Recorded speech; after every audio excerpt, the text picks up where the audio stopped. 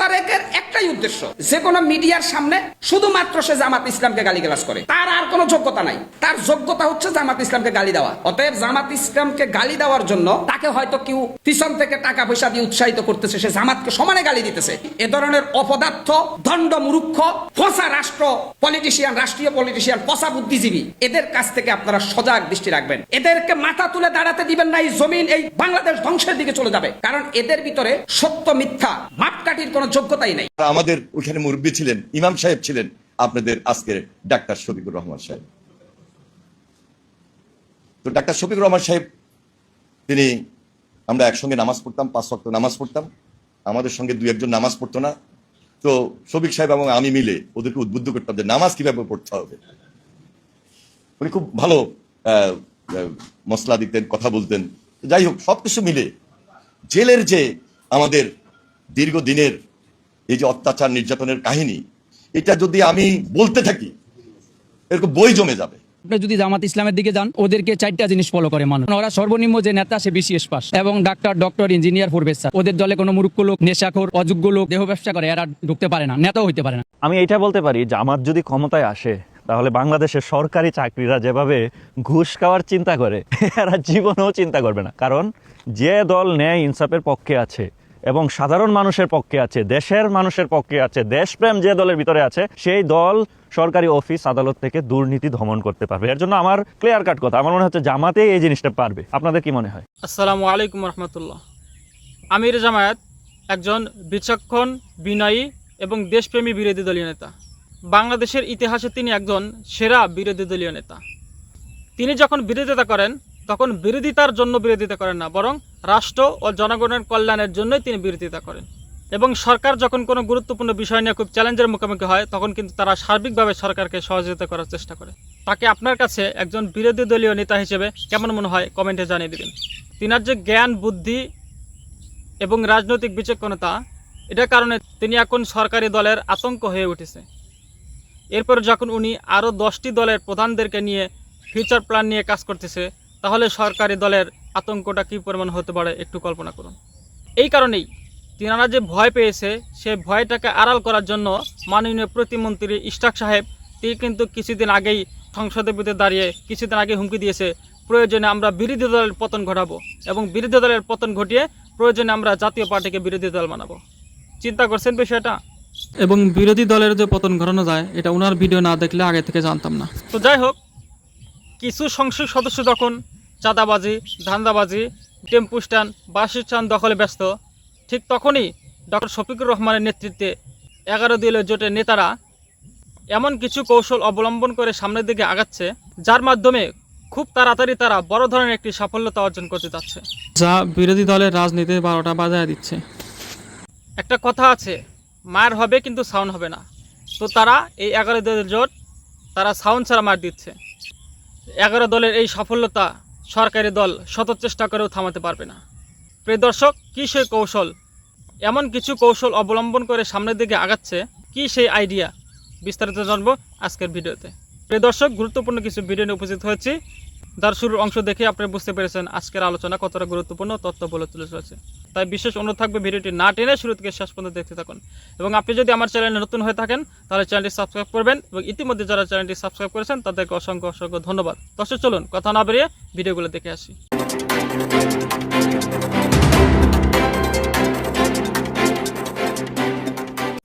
অত্যন্ত ঠান্ডা মাথায় বিএনপির রাজনীতি একেবারে ভেনিশ করে দিচ্ছে জামাত আমির ডক্টর শফিকুর রহমান। আপনারা প্রশ্ন করতে পারেন, সেটি কিভাবে? চলুন আমরা এই বিষয়ে আজকে অল্প একটু আলাপ করি। আপনারা জানেন, গত কয়েকদিন আগে ডক্টর শফিকুর রহমান তিনি জাপান সফর শেষ করে যখন বিমানবন্দরে নামলেন, তখন সাংবাদিকরা তাকে প্রশ্ন করেছিল যে আপনি তো জাপান সফর থেকে আসলেন, এদিকে বাংলাদেশের নিত্য পণ্যের বাজারে আগুন লেগে গেছে, সেখানে পাগলা ঘোড়া দৌড়াচ্ছে, নিত্য পণ্যের দাম সাধারণ মানুষের ক্রয় ক্ষমতার বাইরে চলে গেছে, দাম এত পরিমাণ বৃদ্ধি পেয়েছে, শেখ হাসিনার শেষের আমল ইউনূস সরকারের আমলকে অতিক্রম করে এখন নতুন রেকর্ডের দিকে দৌড়াচ্ছে। এটা আপনারা জানেন যে 5 আগস্টের পরে কয়েকদিন এরকম ছিল, পরে ইউনূস সরকার এখানে কিন্তু একটু লাগামটা টেনে ধরতে পেরেছিল, শেষের দিকে এসে কিন্তু আবার ঠিক হয়ে গিয়েছিল। কিন্তু এই বিএনপি সরকার ক্ষমতায় আসার পরে এখানে আর বাধা দেবার তো কেউ নাই, পাগলা ঘোড়ার মতো দৌড়াচ্ছে। তো এই প্রশ্ন যখন জামাত আমিরকে করা হলো যে আপনি কি বলবেন এতে, জনগণের তো নাভিশ্বাস উঠে গেছে, জনগণ তো আর পারছে না। গ্যাসের দাম বৃদ্ধি করা হয়েছে, বিদ্যুতের দাম বাড়ানোর জন্য পায়তারা চলছে, জ্বালানি তেলের দাম বৃদ্ধি করা হয়েছে। এমতো অবস্থায় আপনার কোনো বক্তব্য আছে কিনা? জামাত আমির সেখানে একটা বক্তব্য দিয়েছিলেন যে আমি বাজারে নিজে চোখে না দেখে আপনাদেরকে কিছুই বলতে পারছি না, আমি আগে বাজারে যাব, আমি ভোক্তাদের সাথে কথা বলবো, আমি পাইকারদের সাথে কথা বলবো, আমি আড়তদারদের সাথে কথা বলবো, আমি খুচরা বিক্রেতাদের সাথে কথা বলবো। তারই পরিপ্রেক্ষিতে জামাত আমির গত 2 দিন আগে এই মিরপুর শাহ আলী মার্কেটে, সেখানে অনেক বড় একটা কাঁচা বাজার, আপনারা জানেন, পাশেই বড় আড়ত পাইকারি বাজার, ওখান থেকে কিনে এনেই শাহ আলী মার্কেটের ভিতরে অনেক বড় একটা বাজার আছে, সেখানে খুচরাও বিক্রি হয়, আবার কিছু কিছু পাইকারিও বিক্রি হয়। এই বাজার তিনি পরিদর্শন করলেন, তিনি সরেজমিনে দেখলেন। দেখার পরে স্থানীয় যে ব্যবসায়ীরা আছে ওই মার্কেটে যারা ব্যবসা করে, তারা কি কি ধরনের সমস্যার সম্মুখীন হচ্ছে এই ব্যবসা করতে গিয়ে, তাদের সাক্ষাৎকার নিলেন এবং তাদেরকে দিয়ে তিনি বলালেন। আগে ওই ভিডিওটা অল্প একটু আমরা দেখে আসি, তারপরে কিভাবে জামাত আমির বিএনপির রাজনীতি নাই করে দিচ্ছে সেই বিষয়ে আলোচনা করব। আমরা আজকে মহড়া দিতে আসিনি, অ্যাকচুয়ালি বাজারটাকে বুঝতে এসেছি। দেশের মালিকের জনগণ আর দেশ হচ্ছে জনগণের জন্য, এই জন্য জনগণের জন্য আমাদের লড়াই সংগ্রাম ইনশাল্লাহ অব্যাহত থাকবে। এইখানে কি কোনো ব্যবসায়ী আছেন নাকি আপনাদের দুঃখ কষ্টের কথা বলতে চান? আপনি বলবেন, আসেন সামনে আসেন, বলেন আপনি, আমরা শুনছি। আমাদের এখানে সমস্যা, যেমন এই ঘরগুলো সরকারিভাবে দেওয়া হয়েছে, সরকারের ভাড়া হলো 5,000 টাকা। হচ্ছে ঘরগুলো যারা পাইছে মালিক, তারা ভাড়া নেয় 1 লাখ থেকে 1.5 লাখ টাকা। 1 লাখ টাকা ভাড়া আছে, 90,000 টাকা ভাড়া আছে, 60,000 টাকা ভাড়া আছে ঘর বুঝে। এই ব্যবসা সরকার নেই 5,000, জি 13 টাকা স্কোয়ার ফিট, এসব সরকার আর কি ভাড়া নাই। 13 টাকা স্কোয়ার ফিট, জি ওই হিসেবে 400 স্কোয়ার ফিট ঘর আছে, ভাড়া যা আসে। কিন্তু মালিকরা ভাড়া নিচ্ছে 1 লাখ, কেউ কোনো ঘর প্রতি 1.5 লাখ। এই মালিক কারা? মালিক ওই যে বিগত সরকার আমলে পাইছে সরকার। সরকার। তাইলে আবার মালিক কারা? মাস না, এই ঘরগুলো বরাদ্দ হয়েছে বিভিন্ন জনের নামে, বিভিন্ন জনের নামে। বিগত সরকার আমলে যারা ব্যবসা করে তারা ঘর পায় নাই, বিভিন্ন রাজনীতির নেতারা পাইছে ঘর। কিন্তু আমরা যারা সাধারণ ব্যবসা করে না করে না করি, আমরা সাধারণ মানুষ। কিন্তু এখন তো ওই সরকার নাই, তাইলে এখন তো আর ফ্রি হয়ে যাওয়ার ওইটাই বল আছে। এই যে ভিডিওটা আপনারা দেখলেন, এখানে কিন্তু সাধারণ ব্যবসায়ী যারা, তাদের কথা তো নিজের মুখে তারা বললো, আপনারা শুনলেন। অর্থাৎ ওটা সরকারি বাজার, সরকার থেকে ওখানে ঘর করে দেয়া হয়েছে। সেই ঘর যদি সরাসরি জনগণ, ব্যবসায়ীরা সরকার থেকে নিতে পারত, তাহলে কিন্তু তাদের 5,000 টাকার ভিতরে হয়ে যেত। 5,000 টাকায় যখন একটা ঘর তারা পেত, তাহলে ওইখানে তো পণ্য দ্রব্যের দামও কমে যেত। কারণ আপনারা জানেন যে পণ্য দ্রব্যের দামটা নির্ধারণ হয় কিভাবে? বাজার থেকে যে দামে কেনে সেই দামের সাথে তার ট্রান্সপোর্টেশন কস্ট যুক্ত হয়, তার লেবার কস্ট যুক্ত হয়, তার ঘর ভাড়া যুক্ত হয়, দোকান ভাড়া, বিদ্যুৎ বিল, পানি, গ্যাস ইত্যাদি আনুষঙ্গিক যত খরচ তার আছে, সেই খরচগুলো অ্যাড করে এরপরে সে কিছু প্রফিট মার্জিন যোগ করে। কত % প্রফিট সে করবে, এইটা করে তারপরে একটা দাম নির্ধারণ করে। এক্ষেত্রে দেখা যায় যে পাইকারি যে জিনিসটা একজন ব্যবসায়ী 20 টাকা দিয়ে কিনেছেন, তার অন্যান্য খরচ যোগ করে দেখা যাচ্ছে ওই জিনিস খুচরা বাজারে এসে 30 টাকা 35 টাকা হয়ে যাচ্ছে। সরকার যদি ওই ঘরটা দিতেন জনগণকে সরাসরি, তাহলে 5,000 টাকায় তার হয়ে যেত ভাড়া। কিন্তু সেটা স্থানীয় যারা রাজনীতিবিদ আছে, বর্তমান সরকার দলীয় যারা রাজনীতিবিদ, তারা সেইটার ইজারা নিয়েছে। ইজারা নিয়ে এইবার তারা ওই ব্যবসায়ীদের কাছে ভাড়া দিচ্ছে কত? 1 লাখ টাকা, 90,000 টাকা, 80,000 টাকা, বিভিন্ন দামে যে যেরকম পারছে। আচ্ছা বলুন তো, একটা পণ্যের দাম যদি 20 টাকা হয়, সেখানে যদি মাসে মনে করেন 6,000 টাকা ভাড়া হয়, তাহলে ওই পণ্যের দাম মনে করেন 2 টাকা যোগ হলো, তাহলে 22 টাকা হলো। কিন্তু ওই ঘর ভাড়া যদি 1 লাখ টাকা হয়, তাহলে এখানে পণ্যের দামের সাথে যোগ হচ্ছে আরো কয় গুণ? প্রায় 10 গুণেরও বেশি। তার মানে এখানে এমনি শুধু ঘর ভাড়া বাবদই এখানে পণ্যের দামটা 12 টাকা 13 টাকা বৃদ্ধি পেয়ে যাচ্ছে। এই হলো বাংলাদেশের দ্রব্যমূল্যের ঊর্ধ্বগতির অন্যতম কারণ। জায়গায় জায়গায় সিন্ডিকেট, জায়গায় জায়গায় চাঁদাবাজি। একটা সবজির ট্রাক বা গরুর ট্রাক বা যে কোনো একটা ট্রাক, এই নিত্য পণ্যের ট্রাক, মনে করেন রাজবাড়ী থেকে আসবে, কুষ্টিয়া থেকে আসবে, রাজশাহী থেকে আসবে, এই ঢাকা পর্যন্ত আসতে তাকে অন্তত 20-25 জায়গায় চাঁদা দিতে হয়। খেয়াল করবেন, 20-25 জায়গায় চাঁদা দিতে হয়। এই যে চাঁদাগুলো, এই চাঁদাগুলো তো আর ওই ব্যবসায়ীরা নিজের পকেট থেকে দেন না। তারা কিভাবে সেই টাকা তোলেন? আমাদের মতো মানুষের, এই ভোক্তা যারা, তাদের পকেট থেকে সেই টাকা তারা তোলে। এইটা জামাত আমির সরেজমিন পরিদর্শন করলেন, করে স্থানীয় ব্যবসায়ীদের কাছ থেকে তিনি স্টেটমেন্ট নিলেন, তাদেরকে দিয়ে বলালেন। এখানে একটা জিনিস কিন্তু পরিষ্কার হয়ে গেল, এই কাজটা কারা করছে? সরকারি দল করছে। যারা বর্তমান রাষ্ট্র পরিচালনা করছে তারা এইটা করছে, তাদের বিভিন্ন অঙ্গ সংগঠনের নেতাকর্মীরা। এবং এইটা যে শুধু নেতাকর্মীরা করছে বিষয়টা কিন্তু এরকম নয়, স্বয়ং যারা সরকার দলের এমপি আছে, মন্ত্রী আছে, এরা এইটার ভাগ পাচ্ছে এবং এরা এটা নির্ধারণ করে দিচ্ছে, এদের নির্দেশেই এটা করা হচ্ছে। মনে করেন বাংলাদেশে 300 জন এমপি আছে, এই 300 জন এমপি যদি, তাহলে এক একজন এক এক এলাকার, এরা যদি প্রত্যেকেই একত্রিত হয়ে বসে যদি বলতো আমার এলাকায় কোনো চাঁদাবাজি চলবে না, কোনো সবজির ট্রাকে, কোনো আলুর ট্রাকে, কোনো মিষ্টি কুমড়োর ট্রাকে, কোনো গরুর ট্রাকে কোনো চাঁদাবাজি চলবে না, এটা কি সম্ভব ছিল না? একেবারে 1-2 ব্যাপার, পানির মতো পরিষ্কার হয়ে যেত। এটা কোনো ব্যাপারই ছিল না এই চাঁদাবাজি বন্ধ করা।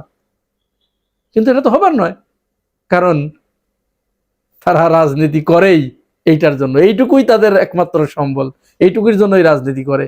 এই যে আমাদের গণ অধিকার পরিষদের রাশেদ, তাকে আমি আর গণ অধিকার পরিষদের রাশেদ বলি না, সে এখন বিএনপির, গুপ্ত বিএনপির রাশেদ আর কি। এই রাশেদ গণ অধিকার পরিষদের সেক্রেটারি ছিল। সে ঝিনাইদহ থেকে একটা আসনের জন্য তার সমস্ত নীতি নৈতিকতা একেবারে মাটির তলে পুঁতে দিয়ে লজ্জা শরমের মাথাকে সে বিএনপিতে যোগ দিলেন এবং বিএনপি থেকে নমিনেশন নিলেন। সেই ছেলে এখন টক শোতে এসে নীতি নৈতিকতার কথা বলে, একটা স্বার্থের কারণে রাজনীতি করে। তাদের কাছ থেকে নীতি নৈতিকতা শিখতে হবে বাংলাদেশের জনগণের, তাদের কথা বাংলাদেশের জনগণের বসে বসে শুনতে হবে, গিলতে হবে। বাংলাদেশে কি রুচির এত দুর্ভিক্ষ পড়েছে? সে আবার বলছে নাসিরউদ্দিন পাটোয়ারিদের মতো গাঞ্জাখোরদের জন্য, মানে এই জাতীয় একটা কথা বলেছে। দেখুন, এই রাশেদের মতো লোক, নাসিরউদ্দিন পাটোয়ারি কি কারো কাছে বিক্রি হয়ে গেছে? একটা আসনের জন্য কি নিজের দল পরিত্যাগ করে আরেক জায়গায় গিয়ে সে ধর্ণা দিয়েছে, হাতে পায়ে জড়িয়ে ধরেছে? শেখ হাসিনাকে মা ডেকেছিল এই রাশেদ। 2 দিনের ছেলে পেলে রাজনীতি করতে এসেছে, এরকম স্রেফ ধান্দাবাজ, পুরা ধান্দাবাজ। খুব ইন্টারেস্টিং, 2 দিন আগে এক অ্যাডভোকেটের সাথে, ছেলেটার নাম আমি ভুলে গেলাম এই মুহূর্তে, অ্যাডভোকেট সাহেব বলছে আমার পেশা, আমি অ্যাডভোকেসি করি, আমার এইখান থেকে ইনকাম হয়, সেই টাকা দিয়ে আমি রাজনীতি করি। তো আপনার পেশা কি? আপনার তো কোনো পেশা নাই, আপনার সংসার চলে কি করে? আপনি তো সারাদিন বিভিন্ন জায়গায় বক্তৃতা করে বেড়ান, তো আপনার সংসারটা চলে কি করে? আপনার ছেলে মেয়ে আছে, বউ আছে, কিভাবে চলে? তো বলছে আমার পেশা রাজনীতি। তো রাজনীতি পেশা হয় কি করে? রাজনীতিকে যারা পেশা হিসেবে গ্রহণ করে তারা তো যে চাঁদাবাজি করবে, এই চাঁদাবাজি করবে, জনগণের পকেট কাটবে আর নিজের আখের গোছাবে। যাই হোক, সেই জামাত আমির, বিএনপির নেতাকর্মীরা বিভিন্ন বাজার ঘাটে, হাটে মাঠে এই যে নীরব চাঁদাবাজি করছে, জামাত আমির কিন্তু কোনো হাউখাউ করেন নাই, এটা নিয়ে কোনো সভা সেমিনার করেন নাই। তিনি অত্যন্ত ঠান্ডা মাথায় তিনি যে পদক্ষেপটা নিয়েছেন, প্রত্যেক বাজারে বাজারে তিনি এইভাবে যাবেন, প্রত্যেক এলাকায় যাবেন। তিনি বলেছেন যে প্রত্যেক এলাকায় যাবেন, গিয়ে গিয়ে এরকম দেখবেন, আর এই যে এরকম সাধারণ ব্যবসায়ীদেরকে সামনে তুলে আনবেন, যে বলেন কি সমস্যা ফেস করছেন আপনারা। সাধারণ ব্যবসায়ীরা তখন বলবে যে আমরা এই এই এই আমাদের কাছ থেকে অমুক অমুক অমুক অমুক চাঁদা নেয়, এই চাঁদা নেবার কারণে আমাদের পণ্য দ্রব্যের দাম বেশি করে বিক্রি করতে হয়, নাহলে তো আমরা সংসার চালাতে পারি না। তো এইভাবে যদি চলতে থাকে তাহলে 2টা বিষয় এখানে হবে। এক, সরকার হয় এই ব্যাপারে দ্রুত পদক্ষেপ নেবে, চাঁদাবাজি বন্ধ করবে তার ইমেজ অক্ষুণ্ণ রাখার জন্য, আর লাভবান হবে তখন জনগণ, পণ্যদ্রব্যের দাম কমবে, সরকারও লাভবান হবে, তার ইমেজ বৃদ্ধি পাবে, বিল্ড আপ হবে, আর জনগণ সরাসরি এর বেনিফিটটা পাবে। পণ্যদ্রব্যের দাম কমে যাবে, জনজীবনে স্বস্তি নেমে আসবে। এই একটা বিষয়। আর দ্বিতীয় হচ্ছে, যদি সরকার তার ইমেজ ধরে রাখতে না পারে, তার ইমেজ বিল্ড আপ করার ট্রাই সে না করে, তাহলে জনগণ পুরা বিরোধী দলের পক্ষে চলে যাবে। বিরোধী দল জনগণকে বোঝাতে সক্ষম হবে যে এই যে সরকারি দল এইগুলো করছে, তাহলে তখন বিরোধী দল পরবর্তী নির্বাচনে এর বেনিফিটটা পাবে। প্রিয় ভাই ও বোনেরা, আপনারাও কি তাই মনে করেন? বলে যাবেন মন্তব্যের ঘরে। হঠাৎ করেই বিএনপিতে বড় ধরনের পরিবর্তন, সিগনিফিক্যান্ট প্যারাডাইম শিফট, একদম উল্টে গেছে। 360 ডিগ্রি বলতে পারেন। অনেক ক্ষেত্রে আমরা 180 ডিগ্রি অ্যাঙ্গেলের কথা বলি না, এখানে 360 ডিগ্রি কাছাকাছি। দর্শক, জামাত বিএনপি যে আপোষ হয়েছে আপনারা শুনেছেন, সে আপোষের বিরাট ফলাফল আমরা রাজনীতিতে দেখতে পাচ্ছি এবং এটা নিয়ে তোলপাড়। আপনি বলতে পারেন যে একটা অঘটন ঘটে গিয়েছে। কি? বিএনপি নেতারা হাসিনা পালানোর পর সবাই ভারতপন্থী হয়ে উঠেছে। তাদের চিন্তা ছিল যে যেহেতু হাসিনা পালিয়েছে আর বাংলাদেশের রাজনীতির রন্ধ্রে রন্ধ্রে ভারতের প্রভাব, যদিও বিএনপি ভারতের ধারণা দিয়ে আসছে এটা অনেক আগে থেকে। বিএনপির বিশ্বাস যে ভারতকে অগ্রাহ্য করে কিছু করা সম্ভব নয়।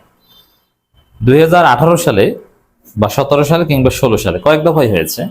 আজকে তারেক রহমানের যিনি পররাষ্ট্র বিষয়ক উপদেষ্টা হুমায়ুন কবির সাহেব, তার নেতৃত্বে একটা প্রতিনিধি দল ভারতে পাঠিয়েছিল তারেক রহমান। লন্ডন থেকে কেউ এসেছিল, বাংলাদেশ থেকে কেউ গিয়েছিল। তারা সেখানে যে নরেন্দ্র মোদীকে আব্বা বলে আসছে এবং স্পষ্ট করে এই হুমায়ুন কবিররা বলে এসেছেন নরেন্দ্র মোদীকে যে মোদী আব্বা, আমরা খালেদা জিয়ার কথা এখন আর শুনবো না। খালেদা জিয়া যেরকম ভারত বিরোধী ছিল, আমরা আর ভারত বিরোধিতা করবো না। মানে খালেদা জিয়ার ফরেন পলিসি থেকে বিএনপি সরে আসার কমিটমেন্ট ভারতকে দিয়ে এসেছে 2016 সালের পর থেকে। আর মানে ভারতের কাছে নতজানু হওয়া, এটা বিএনপি মানসিকভাবে অনেক আগে গ্রহণ করেছে। বিশেষ করে যখন দেখেছে যে না 2014 সালে কিছুই করতে পারেনি, 14 সালে আন্দোলনও হয়নি, আন্দোলন করেও কিছু হয়নি, আন্দোলন চালিয়েও যেতে পারেনি, কিভাবে সুজাতা সিং এসে বাংলাদেশের নির্বাচনটা উঠিয়ে দিয়ে গেল, বিনা ভোটের নির্বাচন, এবং সারা পৃথিবীকে ম্যানেজ করলো ভারত। ওটা দেখে বিএনপি প্রচন্ড ভয় পেয়েছে।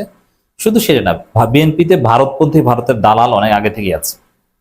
হয়তোবা খালেদা জিয়া কিংবা তারেক রহমান কিংবা জিয়াউর রহমান এরা ভারত বিরোধী ছিলেন, ভারতের আধিপত্যবাদের বিরুদ্ধে সোচ্চার ছিলেন, বাট ভারতের দালাল অনেক আগে থেকেই ছিল। যেমন এই যে মির্জা ফখরুল ইসলাম আলমগীর, আমির খসরু মাহমুদ চৌধুরী, ইকবাল হাসান মাহমুদ টুকু, গয়েশ্বরচন্দ্র রায়, এরা কিন্তু একদম পিওর ভারতের দালাল, ভারতপন্থী।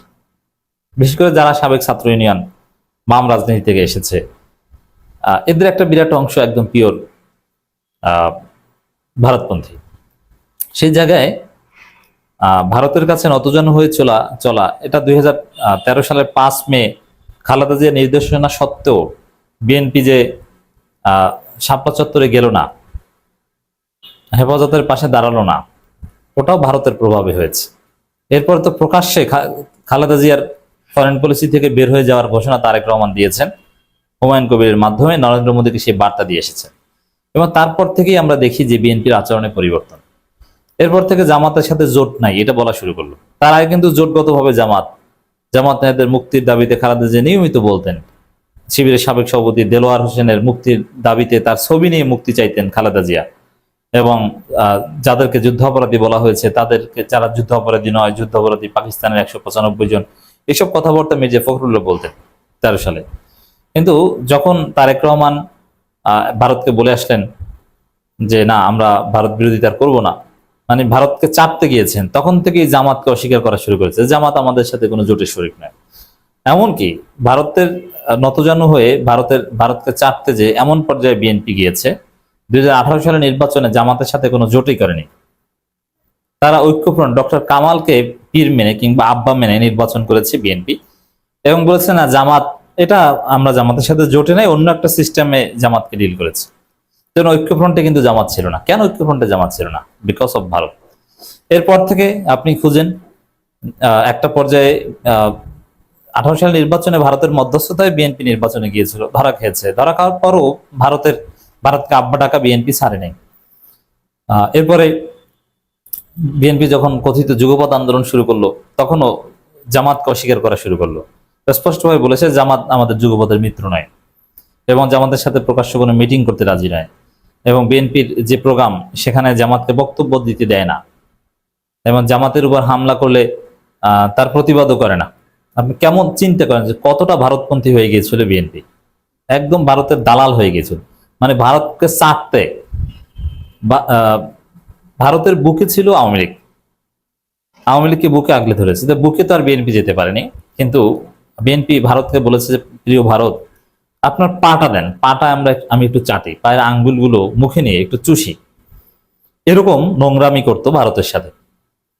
কিন্তু কাজ হয়নি, শেষ পর্যন্ত সেই ভারতের পতন হয়েছে 5 আগস্ট। এরপরে বিএনপি আরো বেশি ভারতপন্থী হয়ে গেছে, যে এবার তো আওয়ামী লীগ গেছে, ভারতের বুক খালি হয়ে গেছে, নাই আওয়ামী লীগ, তো এখন বুকে যাতে আমি জায়গা পাই, মানে বিএনপি জায়গা পাই, সেই চেষ্টা তারা শুরু করলো যে আওয়ামী লীগের জায়গায় তারা হতে চায়। এই জন্য ভারতের 72 সংবিধানের পক্ষে বলা শুরু করলো, ভারতের রাষ্ট্রপতিকে রেখে দেওয়ার পক্ষে, ভারতের সাথে সুসম্পর্কের পক্ষে নানান কিছু বলা শুরু করলো। এক পর্যায়ে তারেক রহমান তো সরাসরি ভারতের সাথে আপোষ করেই দেশে আসলেন, আনন্দবাজারের রিপোর্টে সেটা স্পষ্ট উঠে এসেছে। কিন্তু এবং নির্বাচনে আওয়ামী লীগের সাথে একটা সমঝোতাও করিয়ে দিয়েছে ভারত। আওয়ামী লীগ এত বোকা না যে বিএনপি বলবে যে আমাদেরকে ভোট দেন আর আওয়ামী লীগের লোকজন বিএনপিকে ভোট দিয়ে দিবে, না, এত সোজা না। যেটা হয়েছে, ভারতের মধ্যস্থতায় আওয়ামী লীগ বিএনপিকে ভোট দিতে রাজি হয়েছে এবং আওয়ামী লীগ ভারত মিলে বিএনপিকে ক্ষমতায় এনেছে। ক্ষমতায় আসার পরেই বিএনপির মোহভঙ্গ হয়ে গিয়েছে। এখন বিএনপিও ভারতকে চেনে না আর ভারতও বিএনপিকে চেনে না। এটা হচ্ছে বড় ধরনের পরিবর্তন। সেই 2013 সালের আগে বা খালেদা জিয়া সক্রিয় জেলে যাওয়ার আগ পর্যন্ত যেরকম বিএনপি ভারত বিরোধী ছিল, ভারতের আধিপত্যবাদের বিরুদ্ধে ছিল, এখন বিএনপি ওইরকম ভারতের আধিপত্যবাদের বিরুদ্ধে। এই পরিবর্তন হয়েছে, আমি দেখাবো কি হয়েছে। এবং জামাত বিএনপি যে আপোষ হয়েছে, সে আপোষের একটা ফলাফল হচ্ছে বিএনপি এখন প্রকাশ্যে ভারত বিরোধী। কারণ জামাতের সাথে আপোষ না হলে এভাবে ভারত বিরোধী হতো না, আর ভারত বিরোধী না হলে জামাতের সাথে এভাবে আপোষ করতে পারতো না। তার মানে আপোষের একটা ফলাফল। ফলাফলটা কি দেখেন, পদ্মা ব্যারেজ আমাদের স্বার্থ, ভারতের সঙ্গে আলোচনা কিছু নেই। পানি সম্পদ মন্ত্রী শহীদুদ্দিন চৌধুরী এনি, শহীদুদ্দিন চৌধুরী এনির এই বক্তব্য জামাত শিবিরের লোকজন শেয়ার করছে এবং তাকে ধন্যবাদ জানাচ্ছে। এবং শহীদুদ্দিন চৌধুরী এনি জামাতের প্রোগ্রামে যাচ্ছেন, জামাত নেতাদের প্রশংসা করছেন। মানে বড় পরিবর্তন হয়ে গেছে, প্যারাডাইম শিফট। এই যে পদ্মা ব্যারেজ, হ্যাঁ, এতে ভারতের প্রচন্ড আপত্তি রয়েছে, কারণ এই পদ্মা ব্যারেজ এটা সরাসরি ভারতের বিরুদ্ধে। বিএনপি কঠিনভাবে এখন ভারত বিরোধী। এভাবে সেই 70-এর দশকে যে ফারাক্কাবাদ দিয়েছে ভারত, সেই ফারাক্কাবাদের একটা পাল্টা পদক্ষেপ হচ্ছে এই পদ্মা ব্যারেজ। সেই পদ্মা ব্যারেজ স্টার্ট করতে যাচ্ছে, একনেকে অনুমোদন হয়েছে, এই শীঘ্রই 1-1.5 মাসের মধ্যে কাজ শুরু হবে, 2 মাসের মধ্যে কাজ শুরু হবে এবং 2033 সালের মধ্যে কাজ শেষ হবে। এবং এই পদ্মা ব্যারেজ এর প্রভাব ভারতের উপর পড়বে, এটা বাংলাদেশের স্বার্থে। তারা ফারাক্কাবাদ দিয়ে বাংলাদেশের নদীর পানি আটকে দিয়েছে, এখন আমরা পদ্মা ব্যারেজ করে শুকনো মৌসুমে প্রয়োজনীয় পানি ছাড়বো আর বন্যা রোধও হবে। এবং এই পদ্মা ব্যারেজের সাথে পাকিস্তান জড়িত। এই পদ্মা ব্যারেজ এটা বিএনপির আবেগের যে একটা জায়গা। বিএনপি আমলেই বারবার পদ্মা ব্যারেজ নিয়ে কিছুটা অগ্রগতি হয়েছিল, যদিও এটা অনেক আগে থেকে, সেই 70-এর দশক থেকেই এটা নিয়ে সমীক্ষা টমীক্ষা, কিন্তু বিএনপি সরকার 2001 থেকে 2006 এটা নিয়ে চেষ্টা করেছিল। এবং ফিজিবিলিটি স্টাডি সমীক্ষায় পাকিস্তান, অস্ট্রেলিয়া জড়িত, মানে পাকিস্তান ইজ রিলেটেড হিয়ার। অর্থাৎ ভারতের জন্য এটা একটা চিন্তার বিষয়। এবং ভারত ফারাক্কা বাদ দিয়ে বাংলাদেশকে যেভাবে মরুভূমি বানিয়েছে, তার বিপরীতে এটা একটা রেজিস্ট্যান্স। তো দর্শক, বিএনপি কতটা ভারত বিরোধী হয়ে গেছে আশা করি আপনারা বুঝতে পারছেন।